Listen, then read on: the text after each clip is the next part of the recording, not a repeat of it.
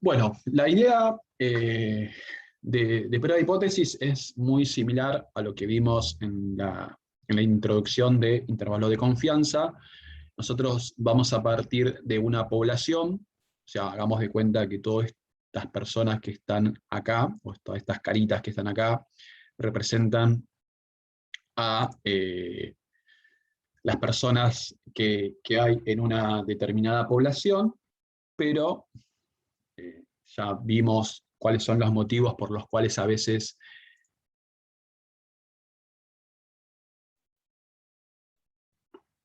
bueno, gracias Brenda. No, decir a Aldana que no hay problema.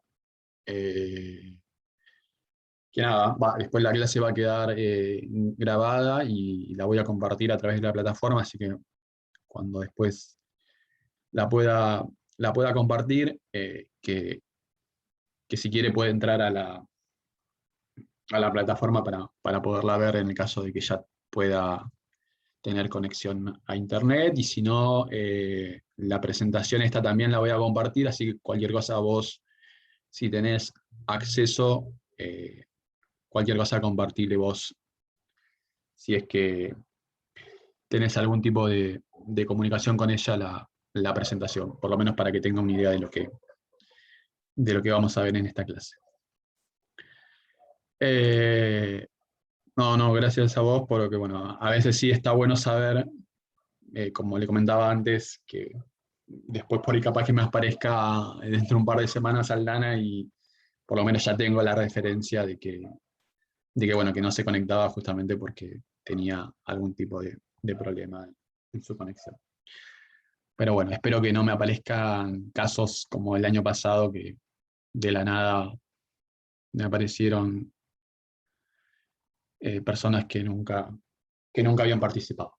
Bueno, entonces, volviendo a lo que les comentaba, la idea es muy similar a lo que vimos en la parte de intervalos de confianza, en donde nosotros vamos a querer estimar algo de esta población a partir de una muestra.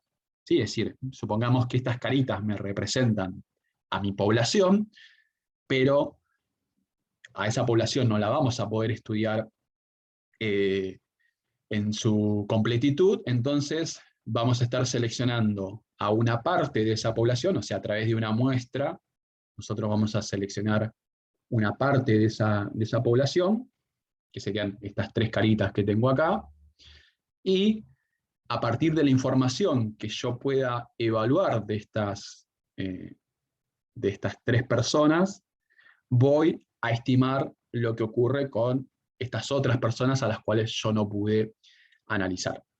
¿Sí? Eso es un poco lo que a ustedes les tiene que quedar en claro de lo que hace la estadística inferencial, ¿no? O sea, supongamos que en algún momento ustedes tengan que dar alguna instancia oral y yo les diga, bueno, a ver, representame gráficamente qué es lo que hace la estadística inferencial. Bueno, podrían seleccionar o hacer algo parecido a esto que yo les estoy mostrando acá y hacerme este mismo comentario que yo les hice recién. ¿Sí? Si yo tengo una población de la cual por algún motivo no voy a poder analizar a todas las unidades que forman esa población, entonces lo que voy a hacer es seleccionar una muestra de esa población y a partir del análisis que yo pueda hacer en esa muestra y de esas unidades, yo voy a generalizar o voy a sacar algún tipo de conclusión también para estas otras personas que forman parte de esa población, pero que yo no pude de alguna manera analizar. ¿Sí? Eso es un poco lo que hace la estadística inferencial. Entonces, ¿cómo llevamos adelante ese análisis? Bueno, uno de los motivos por los cuales no podríamos analizar a toda esta población es porque puede ser que sean demasiadas esas unidades, entonces eso me va a llevar un tiempo y un costo tener que analizar a toda esa población, entonces voy a tener que buscar alguna estrategia que me permita poder hacer ese análisis. Entonces, supongamos que acá vamos a tomar este ejemplo, que es uno de los ejemplos que se pueden encontrar en la mayoría de los libros que tratan este tema, que es analizar, por ejemplo, el peso de las personas fumadoras. ¿Sí? O sea, eso lo interesante de esto de prueba de hipótesis, también lo tiene intervalo de confianza, pero quizás está más asimilado lo de prueba de hipótesis, por eso veíamos recién cuál es la relación que hay con el conocimiento científico, porque lo de prueba o test de hipótesis se utiliza mucho en lo que es la parte de medicina. ¿Sí? Sobre todo, bueno, ahora con esto, con lo que pasó con el COVID, está muy relacionado y quizás cuando lleguemos a la parte final de la clase les pueda llegar a hacer algún comentario para que puedan ver la relación que hay, de la relación que podríamos establecer entre prueba de hipótesis y la situación del COVID. ¿Sí? Pero bueno, entonces, supongamos que queremos analizar o estudiar el peso de las personas fumadoras, o sea, ver si el peso de esas personas fumadoras es de alguna manera independiente o no justamente de esa situación de que sean fumadoras. Es decir, ver si las personas fumadoras y las personas no fumadoras tienen algún tipo de similitud o no, justamente por ser fumadoras. Entonces, como eso yo no lo voy a poder saber, no lo voy a poder conocer, ahí es donde aparece esta idea, que ahora igual vamos a ver la definición de hipótesis nula, en la cual yo tengo que definir algo para ese análisis que quiero hacer. ¿Sí? Es decir, acá lo que vemos en esta representación es, no sé si los fumadores pesarán como el resto. Entonces, ¿qué sería eso que pesan como el resto? Bueno, unos 80 kilos.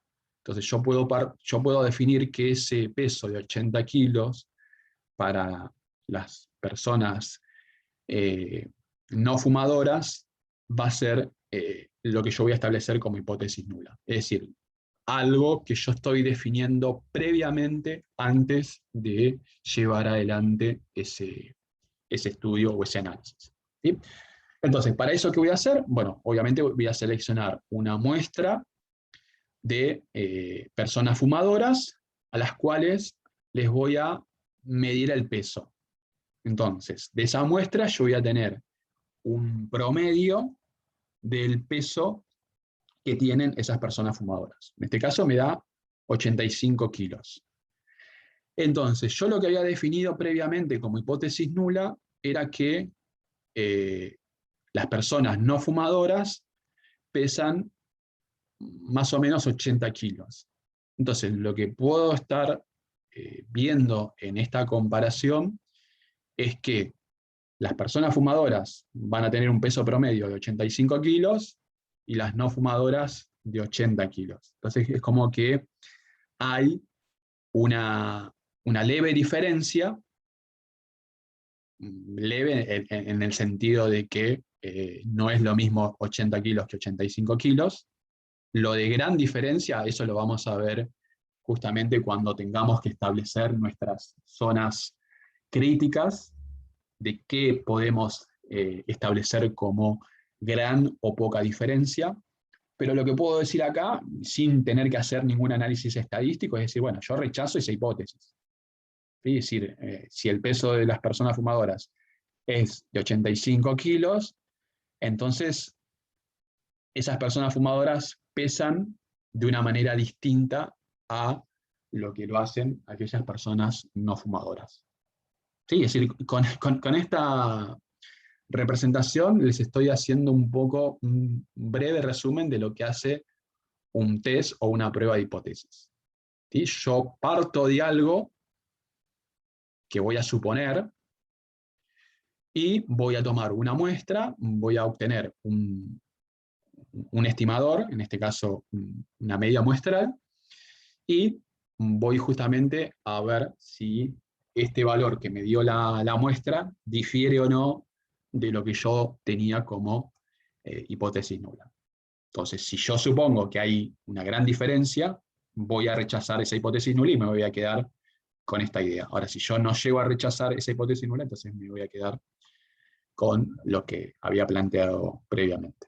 ¿Sí? Eso es un poco el espíritu de lo que es un test de hipótesis. Bueno, entonces para eso tenemos que empezar a ver algunas definiciones, como por ejemplo justamente qué es una hipótesis, o sea, qué es lo que nosotros vamos a definir como hipótesis. Bueno, una hipótesis es una suposición acerca del valor de un parámetro poblacional con el propósito de discutir la validez que puede llegar a tener ese parámetro.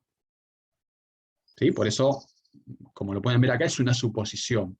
A veces esa suposición es porque yo no conozco nada, entonces voy a tener que suponer algo, y hay veces que esa hipótesis va a ser a partir de algún conocimiento previo, entonces eso es lo que yo voy a establecer como hipótesis nula. ¿Sí? O sea, puede haber dos situaciones. Una en la cual yo no conozca nada, entonces ahí no me va a quedar otra alternativa que hacer alguna suposición de lo que pueda llegar a ocurrir con algún parámetro, o en determinados casos hay como cierta información o cierto conocimiento, entonces lo que yo voy a hacer ahí es discutir si ese valor o ese parámetro se mantiene o si de repente ha sufrido algún cambio, alguna modificación.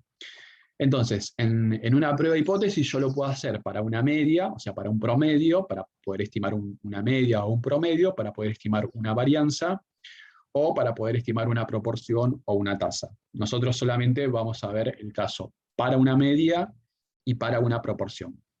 El caso de la varianza o de la tasa no lo vamos a ver, pero bueno, pueden encontrar también en algún libro que hacen test de hipótesis para poder estimar el valor de lo que es una varianza. ¿Sí? Entonces, una hipótesis puede ser, como lo que nos plantea acá esta doctora, donde nos dice, creo que el porcentaje de enfermos va a ser del 15%. Entonces, parte de una suposición de que el porcentaje de las personas enfermas va a ser del 15%. Y acá ya pueden imaginarse un poco lo que pasó el año pasado con la situación del COVID, ¿no? Cuando a medida que avanzábamos en los días y en los meses, el porcentaje de las personas contagiadas cada vez iba en aumento, pero como que ya había información dando vuelta que te decía, bueno, se espera que el 70, 75, el 60, o no, ahora no me acuerdo bien cuáles eran los valores que se daban en esos momentos,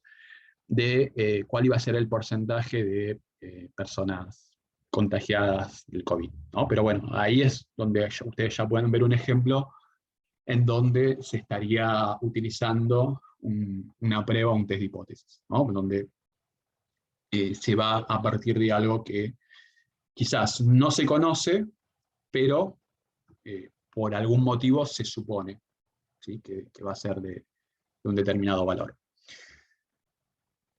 Lo importante de todo esto es que si nosotros esa hipótesis que vamos a estar estableciendo la vamos a querer contrastar, la tenemos que establecer antes del análisis.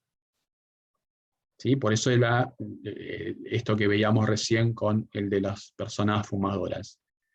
O sea, yo antes de seleccionar la muestra y obtener el valor al cual me va a estar dando como estimación de esa media, yo previamente tengo que hacer esta suposición. Yo no puedo hacer una suposición después de haber tomado una muestra y de haber obtenido algún valor. ¿Sí? Porque si no, ahí estoy haciendo trampa.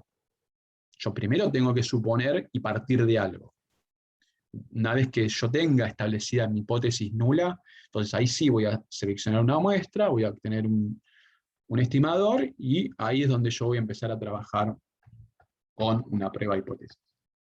Eso siempre y cuando yo quiera hacer un contraste de esa hipótesis. ¿Sí? Porque si no, vuelvo a lo mismo de recién, no tendría sentido hacer todo lo que se podría hacer a través de esa manera.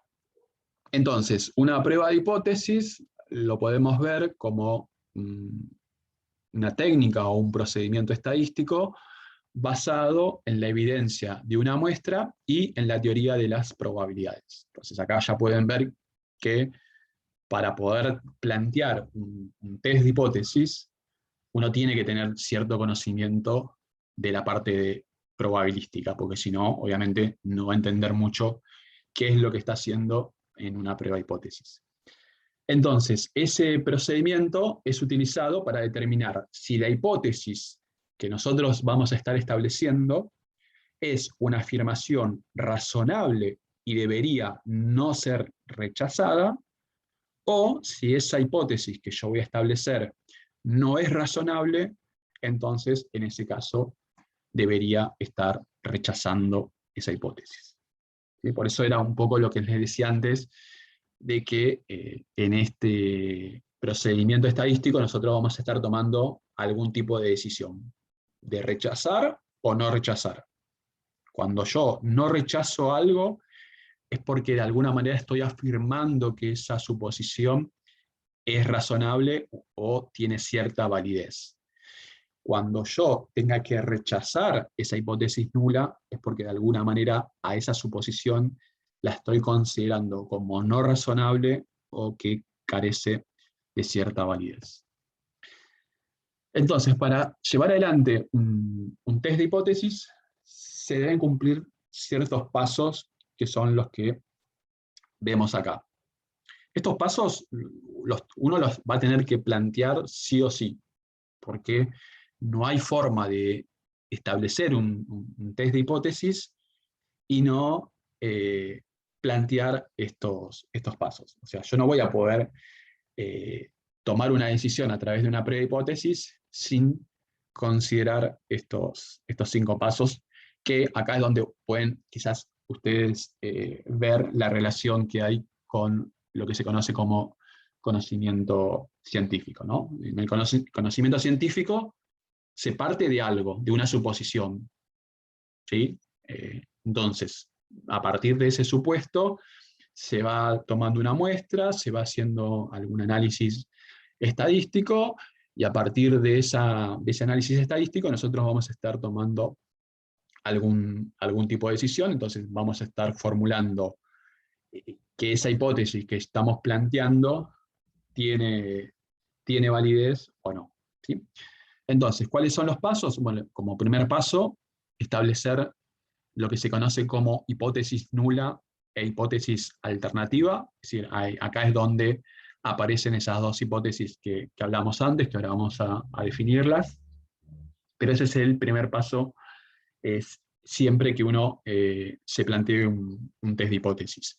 El paso 2 es seleccionar el nivel de significancia. Recuerden que yo recién les decía la importancia que tiene el nivel de significancia.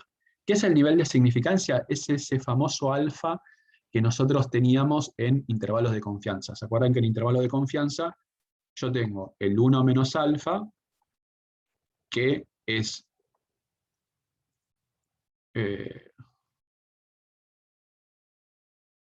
me quedé porque me llegó un... Son los datos que están fuera de la confianza que yo estoy tomando, o sea, lo que fuera.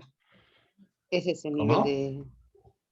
Son los datos que quedan afuera del intervalo de confianza. Si estoy tomando un 90% de confianza, ese 10 restante sería el nivel de significancia. Exacto, ese sería el nivel de significancia en test de hipótesis, pero en un intervalo de confianza, ¿qué es el alfa? ¿Se acuerdan? Si mi confianza es 1 menos alfa, supongamos, no sé, el 90%, como estaban comentando recién, ¿qué va a ser ese alfa del 10%? ¿Es la probabilidad de error, profe? O sea, lo que no contiene el parámetro. Exactamente, es con qué probabilidad yo me pueda estar equivocando en esa estimación. O sea, yo en un intervalo de confianza, lo que voy a decir es que, bueno, yo voy a tener un límite inferior y un límite superior que de alguna manera contienen al parámetro en cuestión, ¿sí? Y esa estimación yo la estoy haciendo con una probabilidad de 0,90 o con una confianza del 90%. Pero yo me puedo estar equivocando. Mi parámetro mu tranquilamente puede estar por debajo del límite inferior o por encima del límite superior. Bueno, en ese caso la probabilidad de que eso ocurra es justamente el alfa. Es decir, la probabilidad de error de decir o estimar que mi parámetro está en este intervalo cuando en realidad eso no estaría sucediendo. Bueno, en test de hipótesis, ese alfa que nosotros vemos como la probabilidad de error se conoce como nivel de significancia. Y obviamente también va a tener un error. Hola Lucía, ¿qué tal? No hay problema. Sí, veo que hay varios que están con problemas de internet, así que bueno, espero que eso no me pase a mí tampoco, porque hasta hoy, hasta ahora no tuve ningún problema durante todo el día con la conexión y tampoco la quiero tener porque necesito hacer un montón de cosas y, y sin internet no las podría hacer. Bueno, entonces un Profe, poco es... Sí, hay en algunos barrios que se roban los cables, entonces está pasando eso sí. muy seguido. De verdad, ¿eh? Ah, Una vergüenza. no, sí, de eso no, me río porque es algo que lamentablemente lo estamos naturalizando y sí, son situaciones que la verdad cada vez nos encontramos con hechos inimaginables. La verdad que todo lo que estamos viviendo es muy decadente, pero bueno, eh, nada, sí, este año me pasó, pero creo que no fue con problemas o no sé, capaz que sí lo fue, que tuve también un problema que tuve casi 10 días sin conexión, con lo cual 10 días para mí sin conexión es como prácticamente que me quiten parte de mi vida. Pero sí, es muy preocupante las cosas que están sucediendo últimamente. Así que bueno, Acá, por los kilómetros donde yo vivo, acá por Ruta 3, la semana pasada, creo que fue que estuvimos como 8 o 10 horas, sin nada, pero nada, no se podía nada, nada, no sé, algún sí, problema de hay, esa, hay- pero hay- hay zonas donde, bueno, hoy yo tuve un corte de luz, pero gracias a Dios no fue fue leve el corte, creo que fue menos de una hora.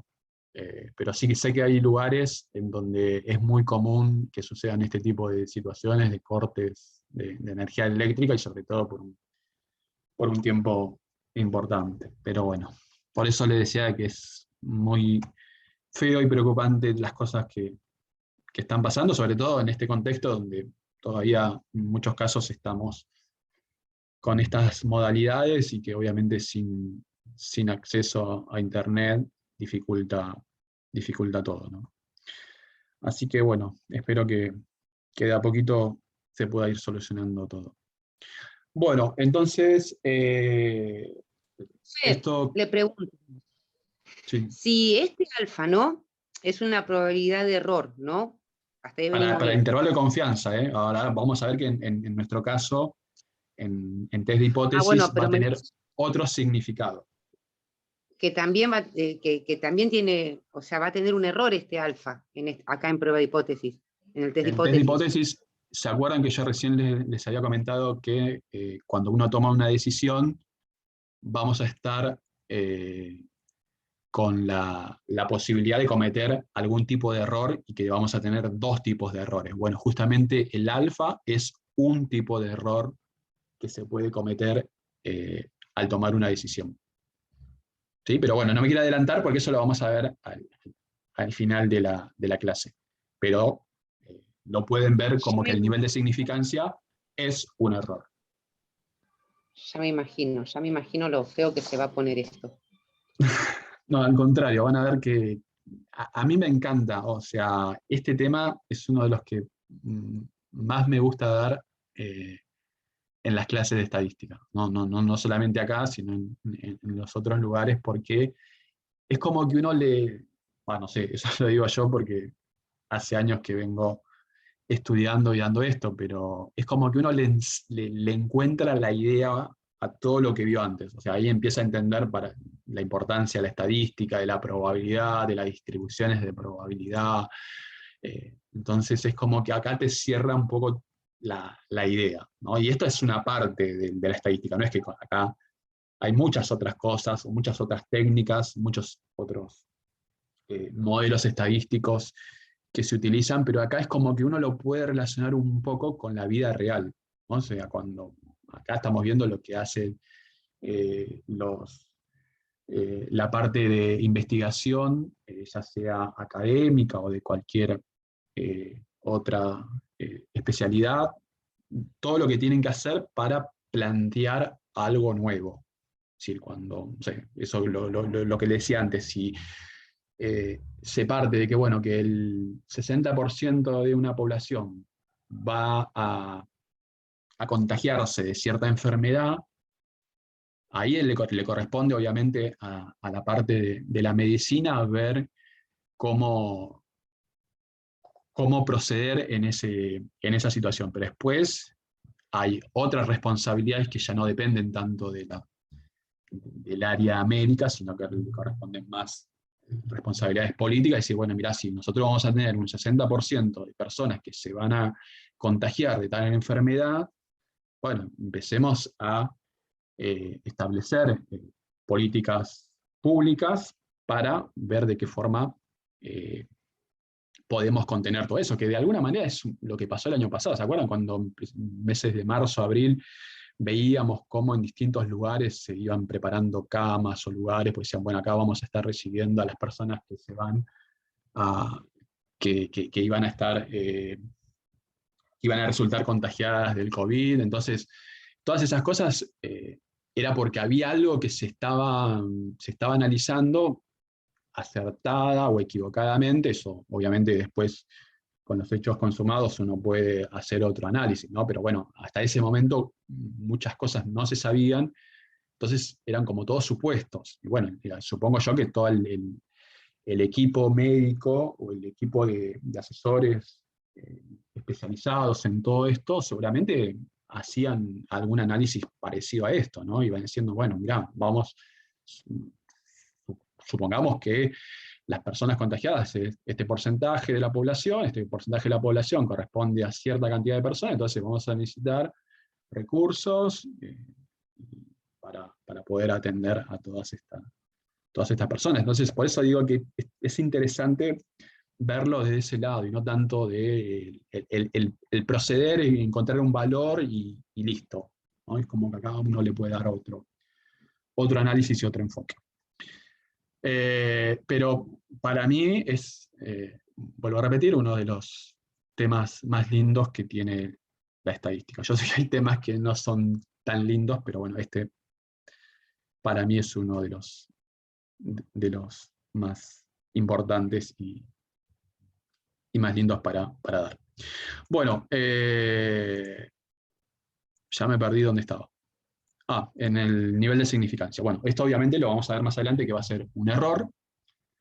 Después el paso 3 es identificar lo que se conoce como estadístico de prueba, eso que yo les mostraba recién en la gráfica. O sea, voy a tener que establecer aquellas zonas de rechazo o de no rechazo, y esas van a depender justamente de lo que se conoce como estadístico de prueba, ¿sí? Eso también vamos a ver cómo se calcula ese estadístico de prueba. Ese estadístico de prueba nos va a permitir establecer esas reglas de decisión que nosotros vamos a estar estableciendo, y después, como último paso, es justamente el de tomar una muestra y a partir de esa muestra ver cuál va a ser la decisión que nosotros vamos a estar tomando, ¿sí? Si nos vamos a quedar con esa hipótesis nula que habíamos establecido previamente, o en todo caso la otra hipótesis, que es justamente la que recibe el nombre de hipótesis alternativa. ¿Sí? Eso es un poco los 5 pasos que uno se tiene que plantear a la hora de llevar adelante un test de hipótesis. ¿Sí? Profe, cuando habla de establecer las reglas, qué sé yo, por ejemplo, no sé, decir, No, estudiar. establecer la regla es justamente lo que les comentaba recién, rechazar o no rechazar. La regla de decisión es, tu estadístico de prueba te va a definir zonas o regiones.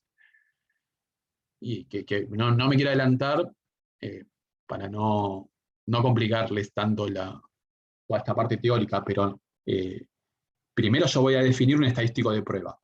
Ese estadístico de prueba me va a definir cuáles son las zonas o las regiones de rechazo. A eso se lo conoce como regla de decisión.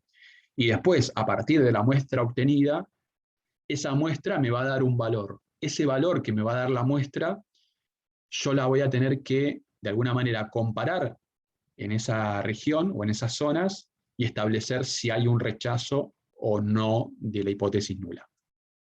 ¿Sí? Pero la regla de decisión...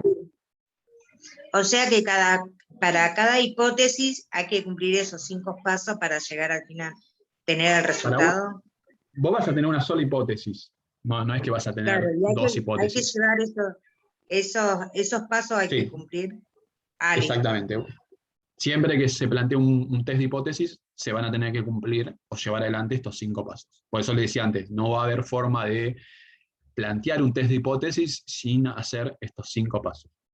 ¿Sí? Porque acá lo pueden ver y lo van a encontrar en todos los libros, que esos son los pasos que se definen para hacer un test de hipótesis. Por eso les decía que esto está relacionado con lo que se conoce como conocimiento científico. ¿Sí? Se supone que los científicos, cuando hacen sus investigaciones y sus desarrollos, lo hacen de esta manera. Parten de algo, identifican cuál va a ser el valor de prueba o el estadístico de prueba que van a establecer. Para eso hay toda una teoría que ahora la vamos a ver, y a partir de la muestra que ellos tomen, van a tomar o llegar a una decisión. ¿Sí? Pero ahora igual cuando lo veamos con los ejemplos lo van a entender un poquito mejor. Bueno, entonces, ahora para eso va a ser necesario establecer o definir a qué llamamos hipótesis nula y a qué llamamos hipótesis alternativa. La hipótesis nula, la H0, es una afirmación acerca del valor de un parámetro de la población que puede ser conocido o no.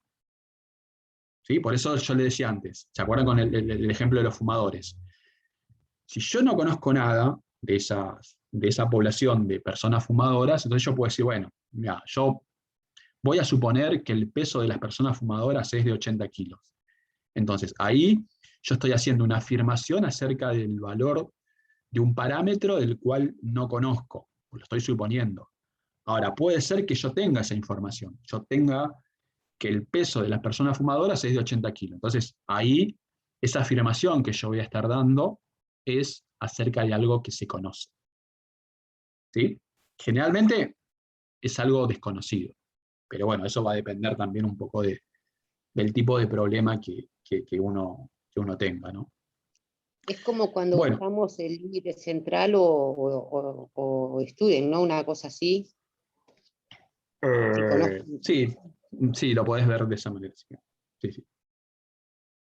Pero lo que tiene que quedar claro acá es que vos siempre vas a establecer la hipótesis nula. La alternativa no. La alternativa, por eso ahora vemos la definición, nos dice que es una afirmación que va a ser aceptada si a través de una muestra vamos a tener suficiente evidencia estadística de que la hipótesis nula es algo falso. ¿Sí? Es decir, si yo parto de una hipótesis nula y después a través de la muestra me termina dando que eso que yo había establecido no es algo razonable o algo válido, y bueno, entonces me voy a quedar con la hipótesis alternativa. ¿Sí? ¿Se entiende? ¿Cómo lo puede repetir? Sí, es un poco confuso esto, pero bueno. La hipótesis nula es algo que yo siempre voy a tener que establecer antes de llevar adelante el test o la prueba. ¿Sí? Ahora, una vez que yo establezco la hipótesis nula, es donde yo voy a definir mi estadístico de prueba, llevar adelante toda la teoría del desarrollo estadístico, tomar una muestra y a través de esa muestra voy a estar tomando alguna decisión. Si la decisión final que voy a estar tomando es que esa hipótesis que yo había establecido previamente no es algo razonable o algo válido, entonces no me voy a quedar con esa hipótesis nula. Me voy a tener que quedar con la hipótesis alternativa. ¿Por qué? Bueno, porque yo voy a tener suficiente evidencia de que esa hipótesis nula que yo había establecido anteriormente es algo falso, es algo que no carece de validez. ¿Sí? Pero la hipótesis alternativa no se plantea, la que se plantea es la nula. La alternativa es simplemente para decir, bueno, si no se cumple la nula, se cumple la alternativa. ¿Sí? Por ejemplo, si yo digo, el 60% de la población se va a contagiar de COVID. Resulta que yo saco una muestra y la muestra me da que hay un 40% de personas que se contagiaron de COVID. Bueno, ahí es donde la estadística me permite decir, bueno, ese 60% que yo había establecido antes del estudio y este 40% que me está dando la muestra, ¿me alcanza para decir que esa hipótesis nula del 60% es algo falso? Entonces ahí yo estaría rechazando esa hipótesis nula del 60% y me tendría que quedar con la alternativa. ¿La alternativa cuál sería? Bueno, que el 40% de la población se va a contagiar va a ser el porcentaje de personas contagiada de COVID, porque sería lo contrario. Por eso tiene ese nombre de alternativa. Sí, pero igual, no se enrosquen tanto con esto, porque esto ahora cuando veamos algunos ejemplos lo van a entender un poquito mejor. ¿Sí? Estamos viendo las definiciones por ahora.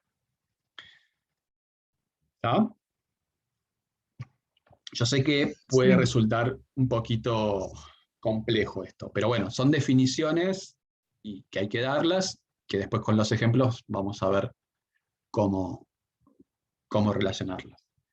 Bueno, y para terminar, no sé por qué, pero se me pasó volando esta segunda parte. No llegué ni a dar tres filminas y ya estoy terminando el tiempo. Bueno, el nivel de significancia, como ya lo vimos antes, va a ser la probabilidad de rechazar la hipótesis nula cuando en realidad esa hipótesis nula es verdadera. Por eso tiene esa particularidad de que la vamos a ver como un error. ¿Sí? Bueno, ahora cuando volvamos a conectarnos, partimos nuevamente del nivel de significancia.